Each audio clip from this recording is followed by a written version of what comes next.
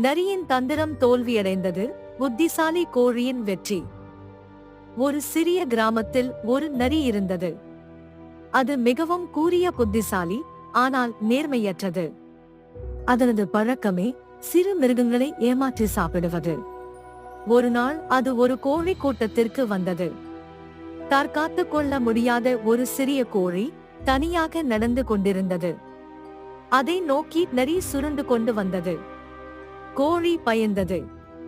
ஆனால் அதை சாப்பிடலாம் என்ற எண்ணத்தில் நேராக செல்லாமல் நரி ஒரு தந்திரமான யோசனை செய்தது. அது புன்னகையுடன் கோழியை நோக்கி சொன்னது, "வணக்கம் தோழி. உலகம் இப்போது அமைதிக்கு தேவைப்படுகிற நேரம். நான் இனிமேல் வேட்டையாட மாட்டேன். நாம் நண்பர்களாக இருப்போம்." கோழி ஒருவித நிதானத்துடன் சிரித்தது. அது நரியை